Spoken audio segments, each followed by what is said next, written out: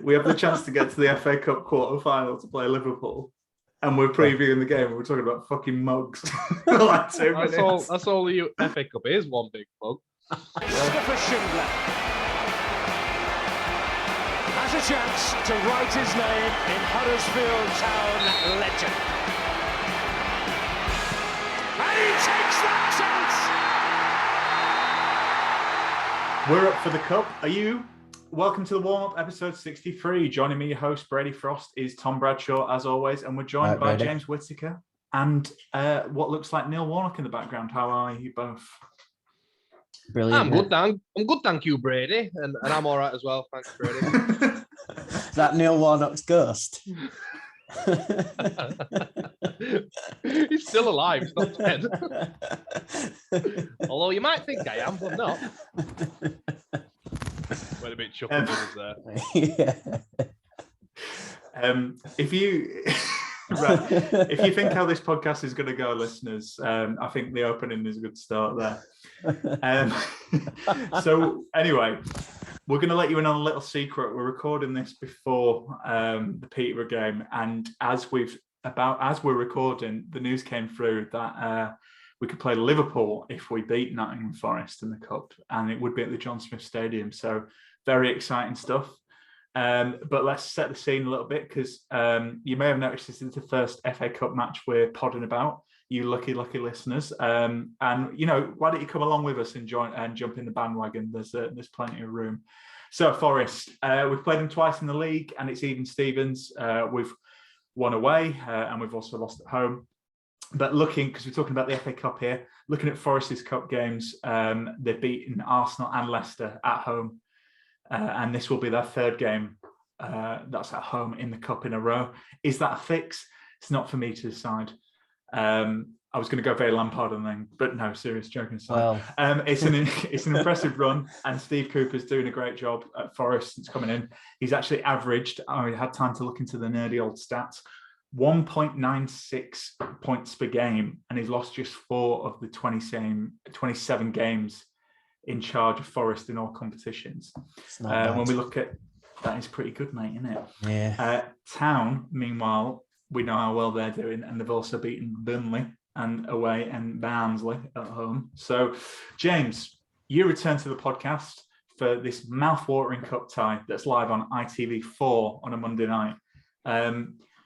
Can you tell me your thoughts about Town and what they should do heading into this one?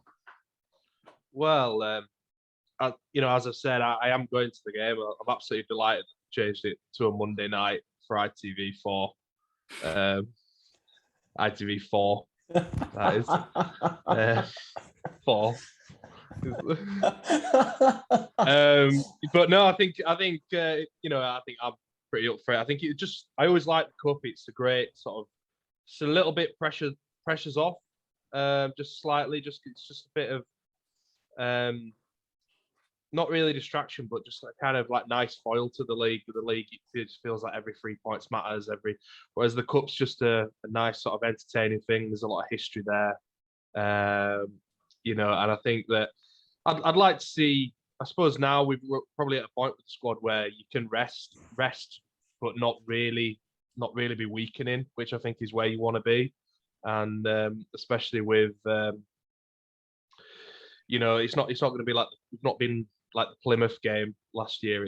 We have actually gone for the games at Burnley and Barnsley. So hopefully we'll go for this one as well. But it's tight sort of turnaround with Peterborough being on Friday as well, and which we've won at. You can cut it in, or a disappointing draw. Yeah, whichever it is. Yeah. So I think it's a really good opportunity for Town to get in the quarterfinal of the FA Cup and face the only other team that's unbeaten in the Shankly Derby, which is Liverpool. So we shall see. We'll see what happens. Look at that research. Tom, what were you laughing at? I was just laughing at ITV4 still, because it is hilarious, that, isn't it? Not even ITV3 or ITV2. They couldn't shift the masked singer, who's too important to move. And dancing on ice, so And to be fair, it can be on ITV2 because what other channel's going to show Hot Fuzz or Shaun of the Dead? Yeah. Or Every Family week. Guy on. Yeah. Love Island, Monday night.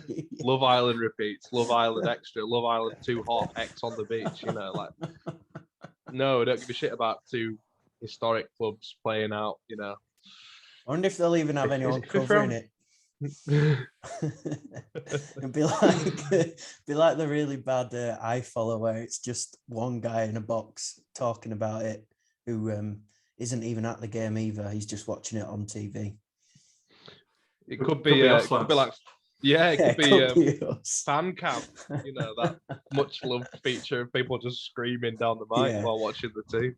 Yeah. Yeah, sorry, I'm in a bit of a weird mood tonight, obviously. I was just got the giggles then.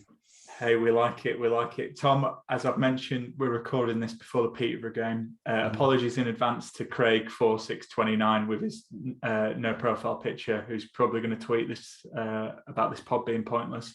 But if we ignore Craig, Tom, do you think Town should rotate the side or name their strongest 11, regardless of what happens in the Peterborough game?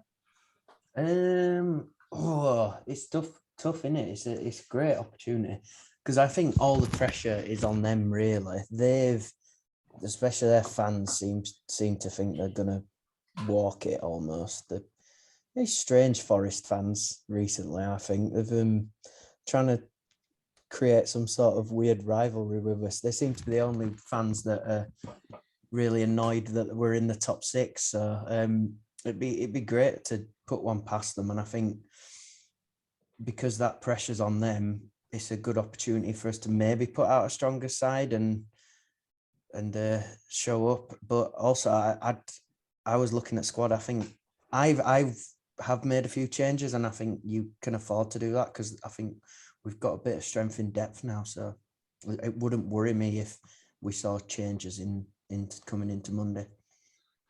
Yeah, I think that's a really good point. James, who did you pick from Forest as a key player for this one? I think we were chatting a little bit before we started recording.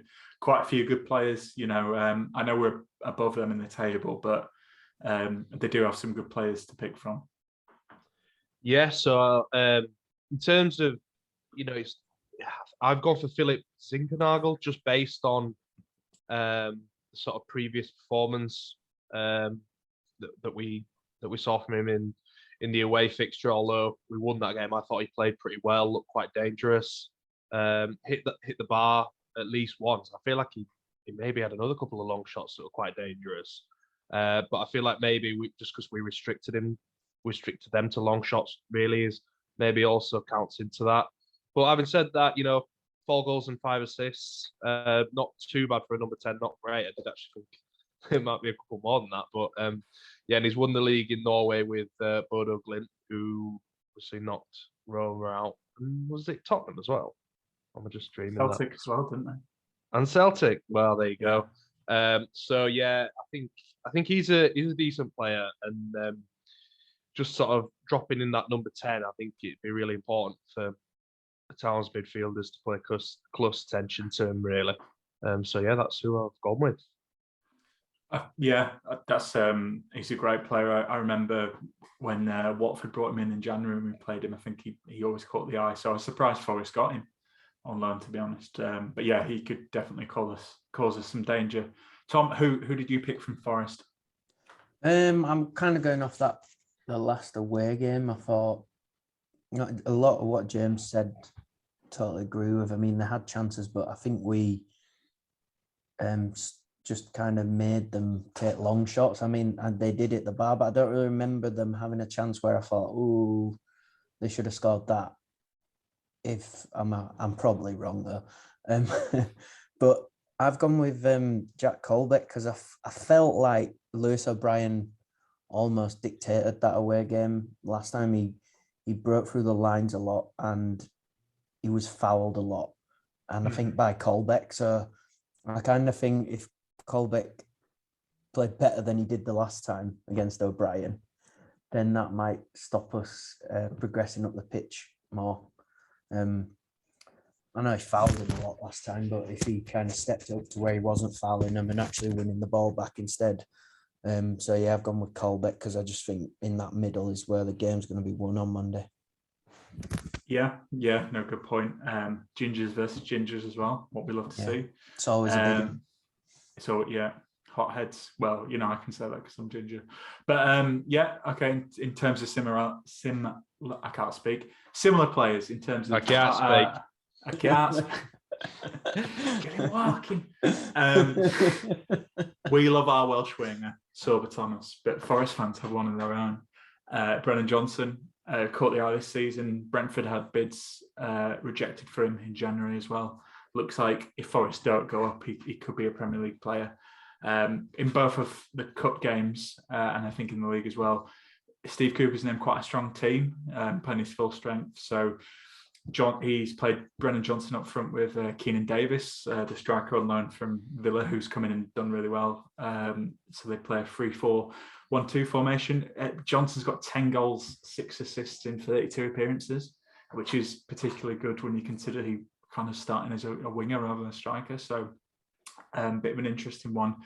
And also Forest play Sheffield United while we're playing Peterborough. So that could be interesting to see because, it's not like they've got a rest on us. So it'd be interesting to see who they switch. But as you kind of touched on, lads, with Town have got, the squad is a lot better and we can rotate with, like you say, without necessarily the quality suffering as a result. So I think Carlos might rotate for this one, but who did you pick as a key player for Town, James? Well, on the assumption that, I'm kind of maybe assuming a lot because obviously we've not seen the team he's going to pick for Peterborough, but I think that this would be a good game for Rhodes just off the basis of his, was that actually his second start against Birmingham? I think it was his second start, wasn't it? But yeah, I thought that he's made a really important contribution recently with goals and assists from the bench, and then obviously he's earned that start. I just think he's Ward runs his socks off. We know that, and we love Ward, but I assume Corberan's going to really go for the Peterborough game and maybe just cool on the Forest game, which I'm sort of at peace with. I think that Rhodes is a great finisher at this level. Obviously, it's so sort of obvious, it barely needs saying, but he's one of Town's all-time goal scorers, the Championship's goal scorers. He's actually scored 17 goals in 36 games in cup competitions in his career, which is a pretty ridiculous record. And he last scored against Forest for Wednesday with actually a hat trick, including a spectacular overhead kick. So I think he's a good shout for this one. I think he deserves a start, and I think he's shown other sides to his game that are really good as well. Just that little bit of sort of streetwise, a little bit of nous, sort of that's just sort of leaving one on the defender a few times. Like he seems a bit more bulked up. Yeah, he's lost a yard of pace, but he's kind of, I think strikers now can maybe last a bit longer than back in the old days, and he's never really relied on pace. So I think he's he's been great really. It's just one of them where Carlos only really plays one forward most of the time. So he's only going to get 20 minutes, 25 minutes here and there. But yeah, glad he's got the odd start, and I think he'd be really key if he starts on Monday, and I hope he does.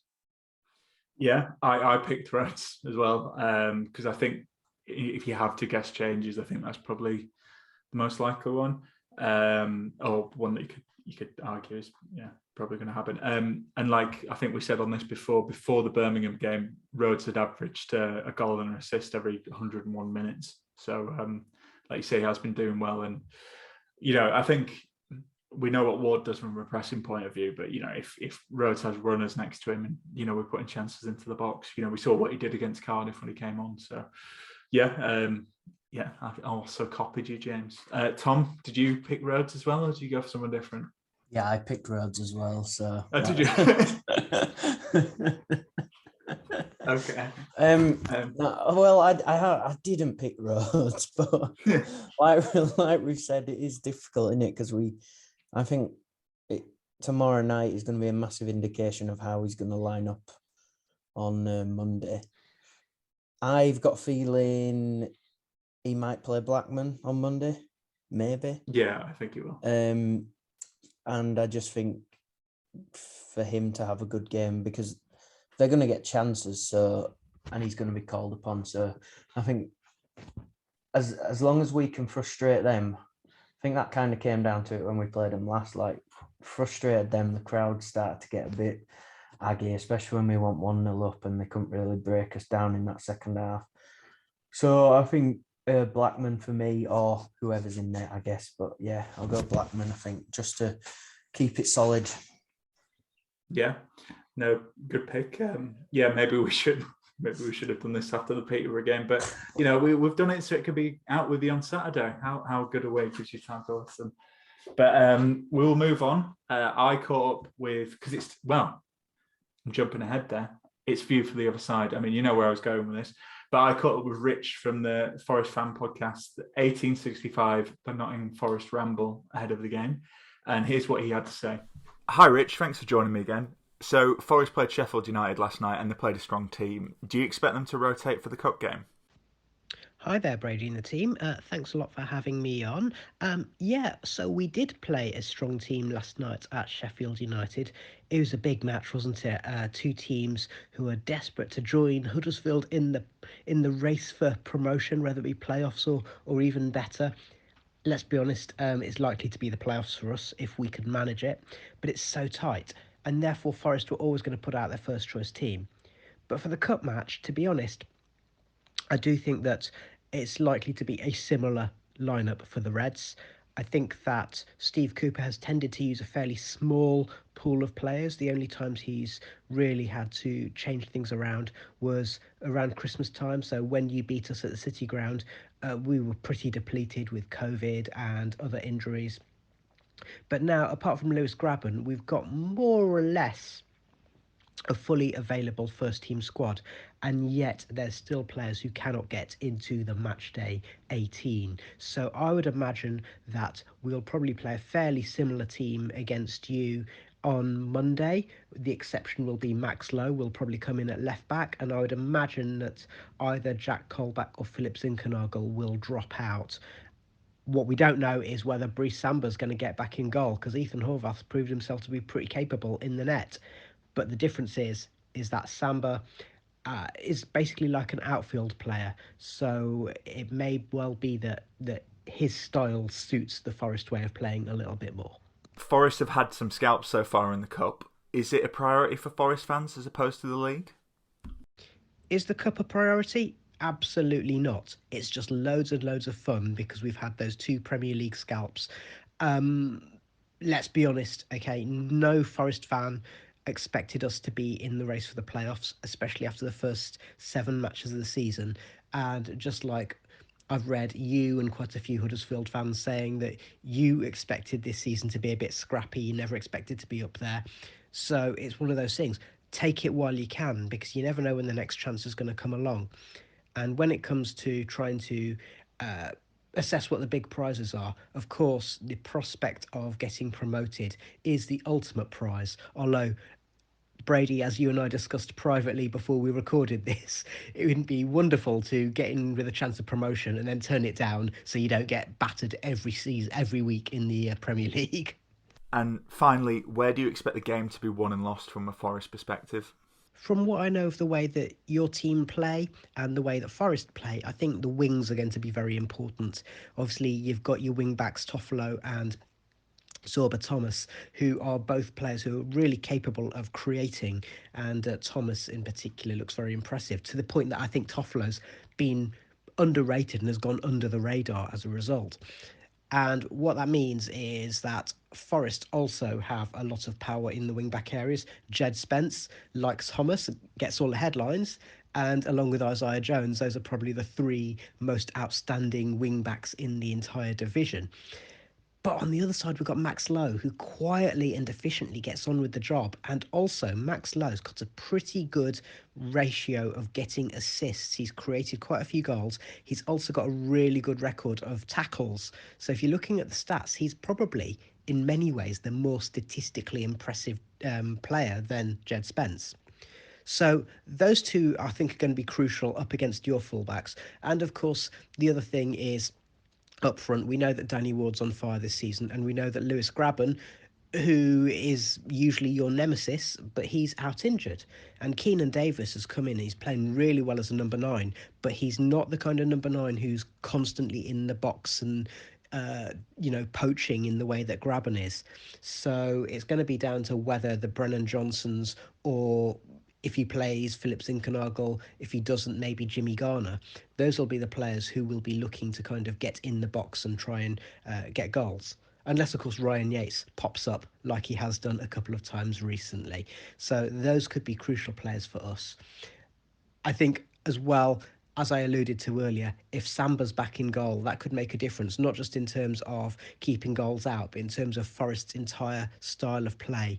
That's pretty important to us. So it's going to be it's going to be tight. You're obviously, like Sheffield United, pretty much the form team in the division apart from Fulham. So actually, I'm hoping that Forest will take some confidence out of the level of performance against Sheffield United and the fact that they managed to pull out a result out of nothing, really. Also, will home advantage help us? Difficult to say, but I'm pretty confident it's going to be a good game. Okay, cool. So we've heard from Rich. Now it's time for us to get in the old hot top time machine because it's time for Return to the Mac. Christopher Schindler has a chance to write his name in Huddersfield Town legend. De Potter's got the better. Yeah! And Laurent De Potter scored! What a goal, Aaron Moy! An absolute thunderbolt delivered all the way from Australia. Return to the Mac. That was a nice look. I put a lot of emphasis in that intro there, lads. You appreciate it.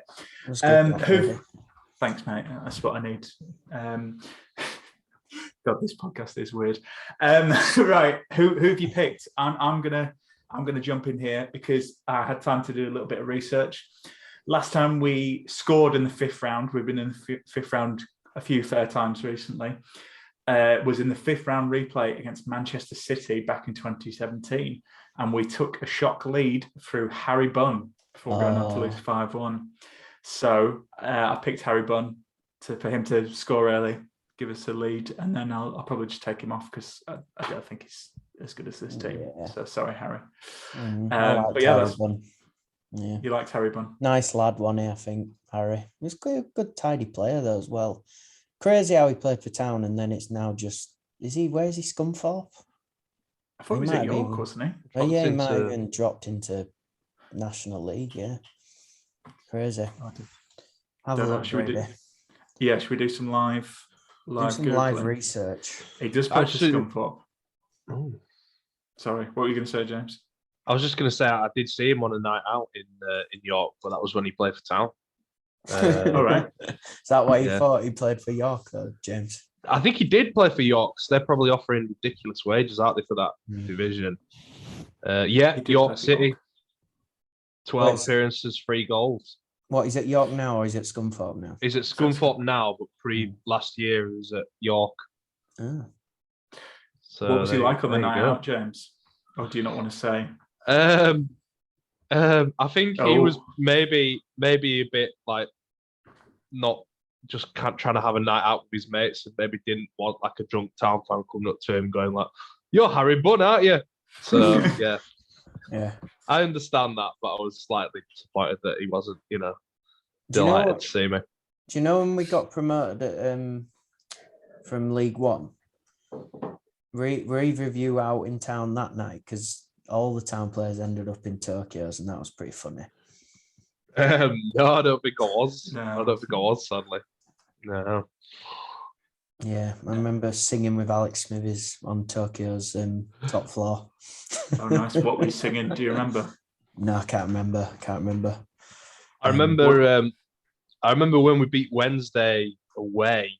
Was it the first season we stayed up? And did Lynch get sent off? Something stupid. We're 3-1 up something. And we saw all the Town fans out on a night out in McDonald's. So I'm not Town fans. That'd be boring. Town players in McDonald's. So yeah, that was pretty good. Got a photo with Adam Clayton somewhere or other. But yeah, Well, he's eating his Big Mac. yeah. Sneak in. No, nice. I don't think I have any town night out stories. I'm afraid to say. I bumped into Alex Pritchard once in a restaurant. And as you said, Tom, when you met me for the first time in person the other day, I am massive.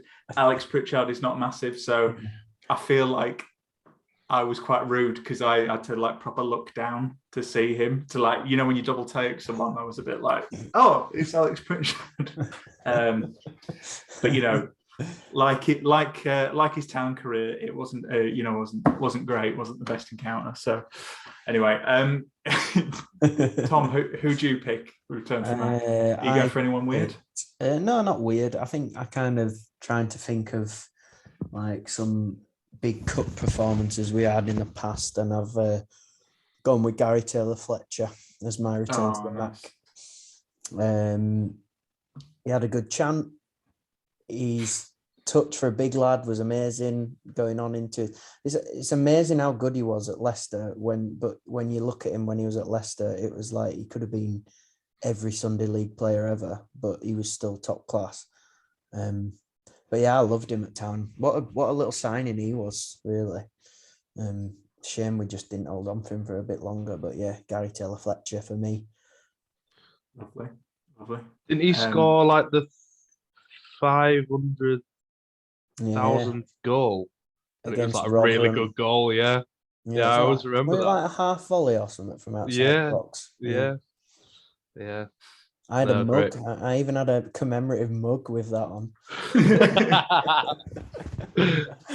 Where is that mug now? No, it's at my mum and dad's. I'll get them to find it. Yeah, send a picture so we can tweet it. I had all the mugs. Did anyone ever have the FA Cup, the FA Cup, which was a pun on FA Sochi? But it was just a picture of FA Sochi on a mug, and it just said FA Cup. No, but I want to see that. I've got the Andy Boove one now. The team of Andy Boove ones. Oh, nice. Yeah, that's one of the more recent additions. That was one of them Christmas presents that I asked for my girlfriend for in October. She just made a note of it. I'm really easy to buy for. Very easily pleased. Cheers, James. Thanks for sharing. If anyone does want to get me a mug, yeah. What's your next one on your list, James?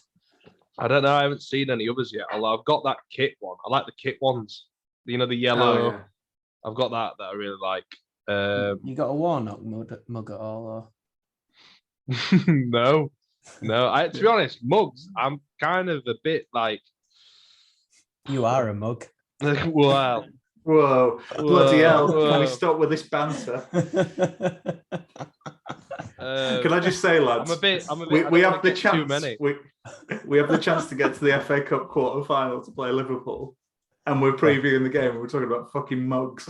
Like 2 minutes. That's all the FA Cup is. One big mug. Yeah.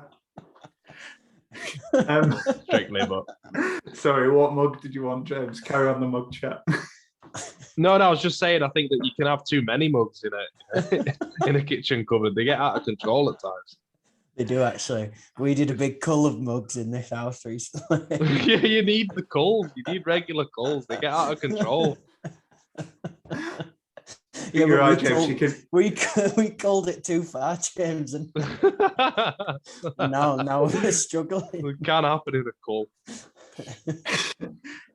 You're right, James. There can be too many mugs. I think this is a prime example. Who do you pick as your key player for Return to the Mac? Well, I have picked. I've got to do all I possibly can not to call him a mug now, but yeah, I've picked Grant Holt. All right. Just because I think that era of Town was just really weird. Kind of already alluded to. A really sort of strange spell in that sort of consolidation era of the Championship. It was a good time. It was a good time, you know. But yeah, he scored the third goal in a 3-0 win against Forest under Chris Powell. Got an assist for the second when he whipped the ball in for Naki Wells, the glancing header. And I did a bit of research and went back and watched the highlights. I could barely believe that it was that way around. And also, he was last man standing in a 40-man Royal Rumble, so he's not afraid of a tussle. And maybe he could help Town wrestle a historic place in the FA Cup quarter-final. Well, you wrote that one lovely. down, didn't you? Well, yeah, I did. That was a little bit obviously read out. It's like I was looking down and everything. But yeah. Sounds like fighting talk to me, Tom. Hey. Okay, we'll put those to a vote. We could have used a good one for the FA Cup. I like it. We've all gone for interesting players. I don't think they'd. Can you put the FA Cup, as in the FA Sodgy mug, in there as well, please? Just maybe as an extra. Yeah. Have you got a picture of the FA Sodgy mug? I'm only doing it if you get a picture. I bet I can find a picture. Yeah. Okay. I found a Warnock mug, by the way. Have you? Are you gonna buy that while doing this podcast? Anyway, I've already said there's too many mugs, so maybe not. Maybe you need to do a better call. Anyway, it's time for You're the Boss. How are we lining up? I think I'm gonna. To be honest, I'm prioritising the league more than the cup. I know that's a bit daft. You could argue, but I'm going to go. I think we've touched on it. The squad's probably good enough, and you could argue we could give some players who are on the bench who've not really been getting starts a go. So I've gone for Blackman in goal. I'm going to start Turton, Lees, Sart, and Ruffles as my back four. I'm going to play Hogg because I just think this is probably a game for him. I am also going to play O'Brien in this one, just because, yeah, I think we need him, best player. And if Jack Colback's playing Tom, someone, he needs to foul someone. I'm going to play Eiting as well. I think Eiting need to go. And I'm going to play a front three of Holmes, Rhodes, and Sinani. I know Sinani's not been playing well. But I think, maybe just give him a rest. I think the interesting one is obviously Big Tino Andrew is available for the Town game on Friday to play a part. And I wonder if that might be a little bit too soon for him, given how he's just come back from a 5-month injury. But I wonder if we could see him off the bench in this one. So if we could, I would replace Sinani with Abchurin in the second half, just because I think he can play there. And, we want to see him, don't we? So, that's who I've gone for. Have you guys gone for anything interesting? James? Well, I think kind of what I was saying, I think you've got to rest players to a certain level, but you shouldn't really be going over the top. So I've started with Nichols in goal, and then Pippa, Pearson, Colwell, and Ruffles at the back. I think Ruffles was quite good when he came in. Was it against Sheffield United? Can't quite remember. And then I've got Russell, Hogg, and O'Brien in midfield, and then Sinani, Rhodes, and Koroma. So there's that front three in particular is probably not the strongest that you pick, not the strongest front three at the moment. So I think, yeah, like you said, Brady, you've got to kind of play yourself into form as well. And if I feel like it's maybe a bit more of a clinical front three, so it's kind of a good one to play away. Maybe that if you get a chance, then Koroma or Rhodes is quite likely to take it. And I do like Sinani, but he's very, very hit and miss. I think, he's one day he's just got the magic touch, and then the other day it's just doesn't really happen for him, and it's not really anything in between. But I do think he's an exciting player when he's on it. So we'll have to see. Yeah, no, it's a good point. I think it strikes me as kind of your typical, I don't want to sound like old football man, but classic flair player, hit and miss, goes off the boil, but can do something to win it. Tom, did you go for anything interesting? No, I think you're playing Blackman, aren't you? Well, that's it. Yes, I think basically what James said, actually, apart from I'd be putting Blackman in. I think Ruffles, I think he'd do a job. I got a couple of question marks next to does Aaron Rowe get a look in finally? I don't know. It's just is it a game he could get a look in at? And then is Fraser Campbell injured, or is he just not getting in the squad at the moment? I think he's just not being selected. But could come in at this one. What are you thinking, him rather than Rhodes? Not starting, but at least get him on the bench, I think. Yeah, I'd agree with that. But definitely, I think I would start Blackman just because it is important. It is an important game, but I think realistically, right, we're not going to win the FA Cup that way. If we've got Liverpool in the next, I don't know if you saw the rest of the draw. You were on about a fix earlier, Brady, but like none of the big clubs are up against each other. It's like destined to be like Liverpool, City, Chelsea, and I don't know, probably Everton if they beat Bournemouth in the quarterfinals. I guess the way the draw's fallen. So I just wouldn't be maybe risking probably. Weirdly, as key player this season for me, he's just been so amazing. Like every game, he does something massive. So I'd be not, and I think Blackman could do a job. I mean, he's pretty solid keeper, isn't he? So that'd be my only change, I think, and then similar lineup to James's. Yeah. Fair enough. Well, we will see. So how do you see this one going, guys? Obviously, replays are scrapped this year, but they've not been in the fifth round for a while. For me, I think I have a feeling this game's going to go to extra time. I hope that means you can get your train back, James, if you go in. But not getting a train back. No, there'd be no chance of getting a train back. I don't want to start on the ITV4 thing again, but you can't get a train back. Not on ITV4. No. Yeah, I could get a train back at the 85th minute and watch the rest on ITV4 on my phone, but no, it's unless someone could tell me different.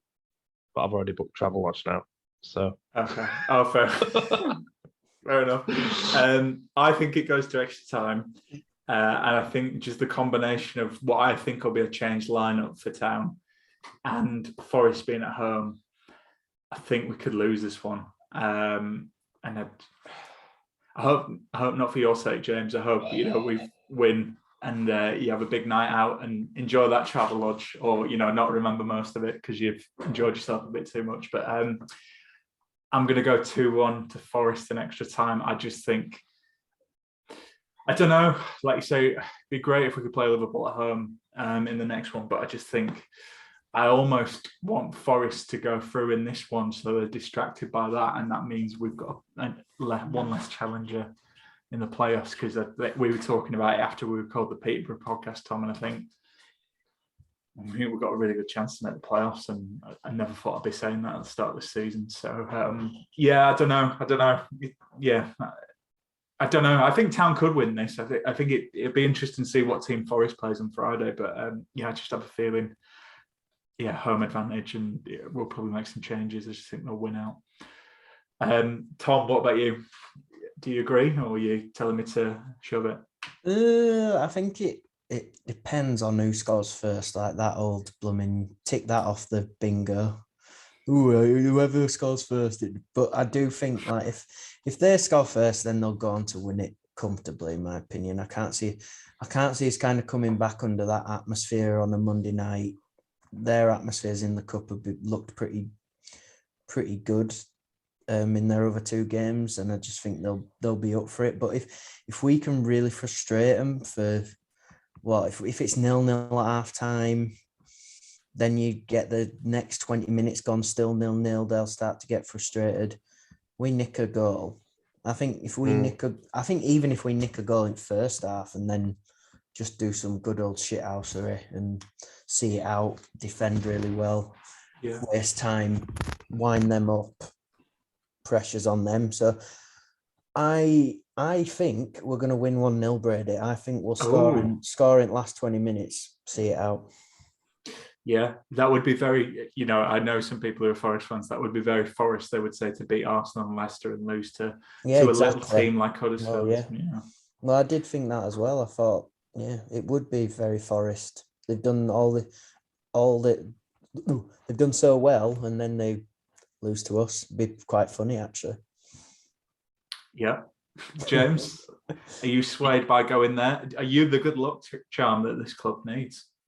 Well, I won't go that far, but I think that I definitely predicted a win. I think probably say 2-1. I think that I sort of on Tom's lines that I think that I think that we'll probably get a late goal. I just feel like the form that we're in, we might just edge it, and I just think, from their point of view as well, that I think from what I can gather, there's a little bit expectations are getting a little bit high on the Forest side in terms of both the cup and the league, and I think it's just one of them. There might be a little bit of complacency setting in. I don't know whether those players who've been sort of bang average for so long have really, now it seems to have clicked for them. But are they really have they really got the same mentality that Town have shown? I'm not 100% convinced yet. So I think it'd be a really good contest either way. I think the Liverpool draw might just put the cat amongst the pigeons a bit, in that it's a good draw for sort of the next round for sort of I suppose like TV cameras, sort of just it's an attractive draw for the next round really. Whereas obviously I don't think we're going to win the FA Cup. I can't predict that, but I do think 100th year since we last won it, lads. I know I predicted a loss, but we can't all be. Well, yeah. But no, I think we've, I think it is. I can't remember the last time we got into the quarterfinal. When is it? Is it 40 years or something? It's a long time, isn't it? 72, so isn't it? I think this is a really, really good opportunity to get into the quarterfinal against a team that's probably like on par really with Town. So I think it is a really good opportunity to get into the quarterfinal. I think they've got all those names of the winners sewn into the shirt. So I don't know whether that might just, I don't know, there's something a bit poetic. It might just sort of have that bit of meaning. I don't know whether that's an added edge, but that's certainly what attracted me to the fixture. It's just I just think it'd be a great occasion, a great sort of result to get a win down there as well, and really just say, now we are on the march type thing, and we are like, as I've already said, we are unbeaten, and it's unbeaten this year, and it's March. So we're the only team that's done that's Liverpool. So I think we're in good company there. So I'm quite positive, really. I think 2-1. I think maybe if we have a couple of changes at the back or with goalie, we might concede one. But I think with the set pieces, we're always a danger, and there's a couple of big lads in there like John Russell, and Sarr might come in, and Pearson as well, who was a threat in the last round. So yeah, we shall see. Oh no, round 4 rather. But yeah, we shall see. But yeah, 2-1. I'm quite positive. That was, I think, the fact that you mentioned big lads at the end. It was very appropriate that your Town shirt was blending into your Warnock background. That was a very Warnock tactic. Get the big. I've just noticed his like really gold watch above my right shoulder. Yeah. Oh yeah. Great watch. I wonder where he got that from. I wonder if you could get that on a mug. Anyway, so that's right. We've all made our predictions, but you need to be careful because it's still hot. Yeah, that means it's time for hot takes. Big bleep hot, mate. Big bleep hot, mate. So yeah, this is hot takes. You up? Does feel hot in here now. Does feel hot in here. Well, got a bad feeling about this one. It's a bit got a bad feeling about this one. It's a bit wow. George. Yeah, this is hot takes, the part where you share your spicy opinions about Huddersfield Town, with your reason why, and we'll debate it on the pod. Hot takes will be anonymous, so don't forget to email brady@takesthatchance.com for a chance to be featured. And thanks to everyone who's submitted hot takes so far. I think we've got some good ones, haven't we, Thomas? So I don't know, Brady. I don't know, to be fair. Well, you've reacted to them. Well, oh yeah, sorry. No, yeah. No, but they are. Yeah.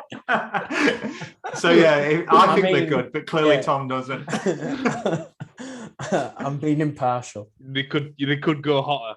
They could be hotter. Oh, okay. Well, it's funny you should say that, lads, because this hot take fired into the inbox following And it was about a lovely number 26. And it starts like this. I'm reading the email word for word here. Even I hate myself for this one. Christopher Schindler was overrated as a player, and the promotion sways perception of him massively. 2018-19 season onwards, he was incredibly average, no better than Stankovic/Stearman, in my opinion. Still a legend, it ends with. When Matt hears this, I would be very wary whoever sent this in as a hot take, because he will hunt you down, I'm sure. Tom, are you getting your pitchfork out as well? Ooh. When did he say it? When did they say the 18-19 season, which was the second season in the Premier League? Second season in the Prem. Onwards. But he also said, promotion swayed perception massively of him. First of all, do you agree with that? Do you think him scoring the winning penalty, does that sway opinion? Oh, I don't know. He was class. He was such a good player, though. But I kind of do. I think whoever scored that penalty, they'd have been the legend forever, though. Do you know what I mean? Yeah. And would he be held in the same light if he didn't score that penalty, or would he be kind of like, I don't know. I'm trying to think of an equivalent that season. The guy Lover, Chris Lover. No, I'm saying like Chris Lover was really good, but he's not like lauded as the say. I guess because he was captain as well. Look, I don't know. I was shocked at the start, but when you read through it, I don't know. I might get attacked for this, but so are you agreeing with him? I don't think I'm agreeing, because I don't think he's overrated. I definitely don't think he's overrated, but maybe it could have gone down a little bit, a notch or two. Okay. James, you look like you're chomping at the bit. What do you think? I think that you could probably look through Town's history, and there's players that have scored in penalty shootouts that have done fuck all since. And go Lee Fowler, what a player.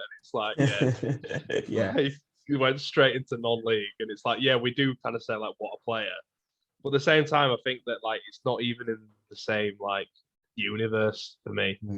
I think that it's also kind of potentially underestimating the actual act of taking that penalty, because it was a bit of a turnaround in that shootout, and I wouldn't have wanted to be anywhere near it. I think that it would have been it's kind of like having that sort of been those kind of mentality monsters that I kind of mentioned before, and we kind of were that season, and Reading obviously weren't, and Wednesday weren't. So I think that's what was that little bit of cutting edge. So I don't know. I think that he's probably rated accurately. But yeah, there is a very high rating for him. I think they definitely dropped off in that season that the hot takey discussed. But I think there's a lot of other players that probably dropped off more, and he had probably a lot more on his shoulders to kind of cope with. And yeah, you could. I think that to compare him with Stearman is horrifically offensive, to be honest, because it's just I don't really see there being a comparison, to be fair. They're just completely different centre halves as well. And I think that's really harsh. I think that in particular the team, the solidity that we showed in that sort of towards the end of that great escape season, where we stayed up from the Premier League, where we got that was it a draw at Man City? And then did we draw? And at Chelsea, and then at Chelsea. So it's we showed some real sort of solidity, and in the season previous, we showed a lot of solidity, and just playing out from the back as well. He's just, I don't really think there's anyone that's as good at more comfortable on the ball as well. So I agree. No, I don't agree, but I can see what they mean in that players who score the penalty get venerated, And that's just like the way of the world, in the same way that others have scored the other penalties. But then again, it's that amount of pressure on that penalty. It is like so important. If he misses, then we don't really remember. He might have gone the next season to like Crystal Palace or something. Well, we might have never. Yeah, I mean, he was. I swear he was linked with Everton when we win the Prem. I don't think I made it up. It might have just been paper talk. I think I remember hearing he was linked with Premier League teams that summer. So for me, because I saw this, it came through, and I wanted to kind of delve into the stats for this one. I think just touching on the penalty though, I remember I think Wagner said that Schindler said he wants to take the fifth one because he's the at that point he was the most we've ever spent on a player, and he felt like it was up to him. Which, like you say, James, high pressure situation tells you a lot. Yeah. Look, everyone loves Schindler. We don't need to argue that, but yeah. Anyway, in stats, so 18-19 season is the point that this anonymous hot taker says he was incredibly average. So in that season, second season in the Premier League, played 37 games, scored once, kept five clean sheets, and made the team of the week once, right? So I would caveat that with, obviously we've done two miracles back to back. Everyone knows, got promoted, stayed up. And then we had a terrible season. Jan Sievert came in as well, back the left. So I think there's that. 19-20 season, I think it would be fair to say that, and we were still suffering with it last season. There was a bit of a hangover. But 19-20 season, Schindler played 45 games, started all of them, played 90 minutes in all of them, 2 goals, an assist, and kept 12 clean sheets. So interesting. He played that many games that season. Yeah. What a hero. First name on the team sheet, wasn't he? Just every week. Yeah. I remember him being in that much, but I didn't realise it was that many. And that's the season when COVID. Is that the season when COVID hit? Like first? Yeah, hit? right. That's when Cowley were in charge. At the end of that season. Yeah, and then last season, I think this is the one. So he played 12, started 10. Before obviously had that injury, and we didn't see him play. And he averaged just 67 minutes a game and kept 1 clean sheet. So I think what I would say is, I remember Corberán wasn't using him as much as well and taking him off, and we're trying to change systems. So maybe, I'm not saying Corberán didn't like him, but we only have 12 games to judge it on, and I remember Corberán taking him off a few times. I don't know, that can look at it from stat way. I think he won the player of the season 2 years in a row, both in the Premier League seasons. He did take the penalty. I don't think he was average, and I think one of my favourite photographs from town over the last 10 years is Hogg and Schindler hugging each other after the West Brom game.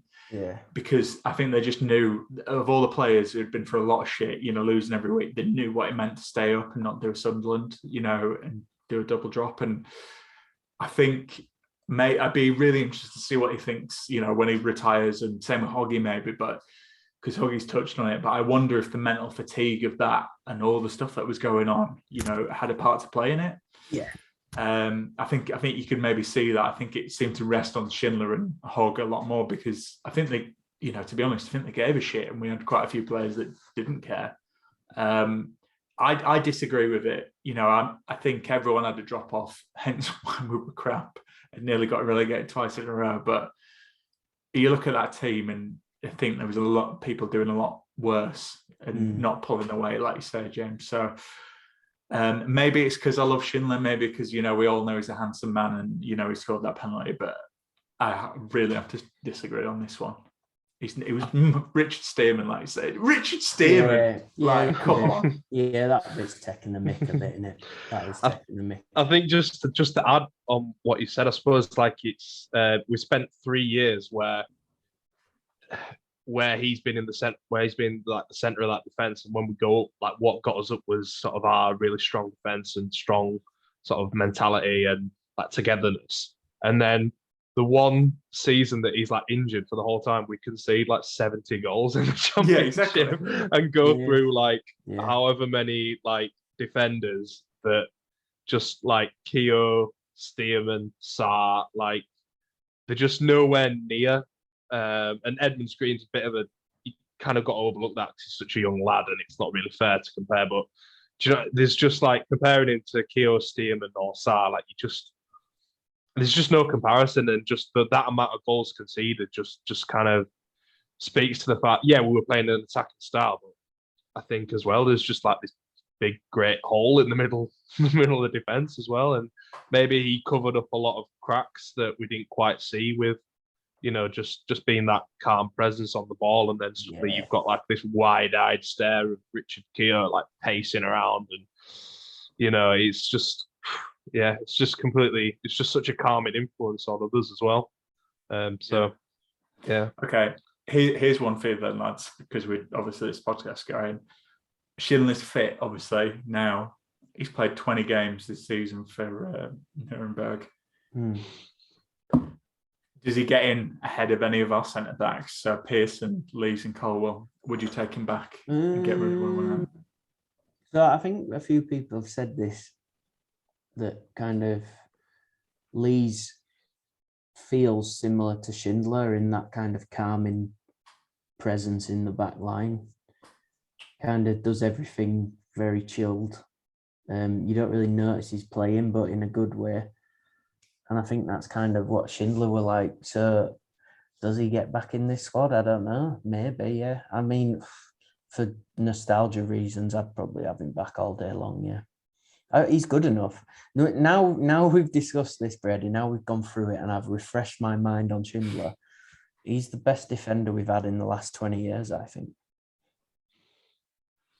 I feel, Tom, you always do this. I feel like I do. Bring you around. I bring you around. I know, I was thinking the same thing then. I do it every time. I react like this. And then I go, oh, actually, I probably agree with that. And then 5 minutes later, I'm like, no, I don't agree with it. Well, you know, I'm doing a Brian Clough here. We had a conversation. We talked about it, and you know, we knew that I was right. James, do you think he gets like to close off? Do you think he gets in ahead of anyone else? You take him back. You know, take the emotion out of it. It's a little bit of like an unbalanced thing because now Schindler was right-sided, wasn't he? Was he?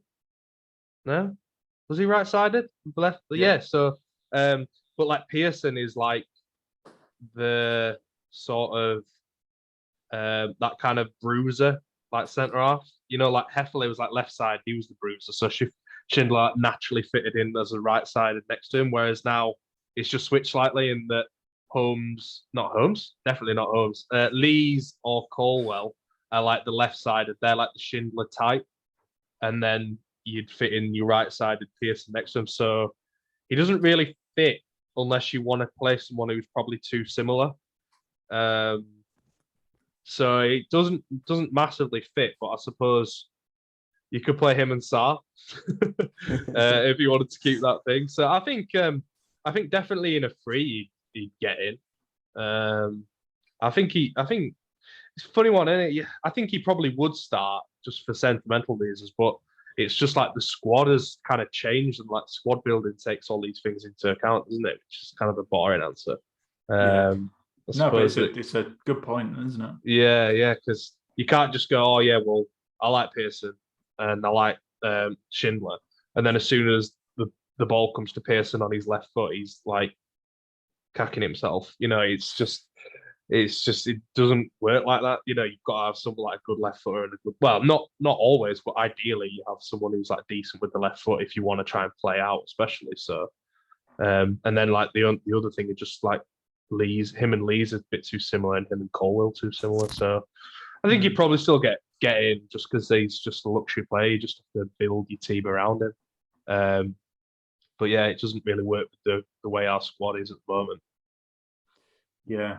I mean, yeah, I think we could talk about this all night, really. But the positive is Town fans. I remember when he did the interview when he left, he said he'd be back for Hoggy's testimonial. So I think, you know, I will definitely be going to that, seeing him in a Town shirt. I think that'd be amazing. How long's that off? Probably 3 years, 4 years, 5 years knowing Hoggy. Well, you can get it after 10. Hoggy's been with us since 2013. Oh yeah, you can have it but still play. Yeah, it's not like yeah. Yeah. It always makes me think of Phil Jones, because he can have a Man United testimonial, but he declined it because he thought no one would turn up, which is really sad. That's well sad. It's really sad. Anyway. All I can think about with him is that song where it's just like, I'm Chris Smalling and I'm Phil Jones. Have you seen it? Yeah. Edit that in. Anyway, that's that. I think that sums up this podcast. We had a nice nuanced debate about Schindler, and we ended up talking about Phil Jones. I'm Phil Jones. But yeah, I mean, I had to go big on the Schindler defense because the podcast's named after his penalty, for God's sake. So yeah, we'll call it there anyway. Thanks to Tom and James for coming on. Cheers to everyone who's listening, and thanks to Magic Rock for sponsoring the podcast as always. Tom and I will be back to preview the West Brom game with another guest. So ta for now, and up the town. Up the town. Up the town.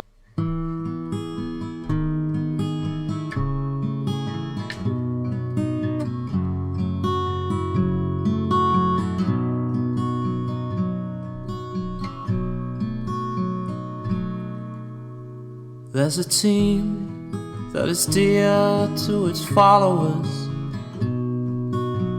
The colours are bright blue and white. They're a team of renown, and they're the pride of the town. And the game of football is their delight. And all the while upon the field of play, thousands loudly cheer them on the way.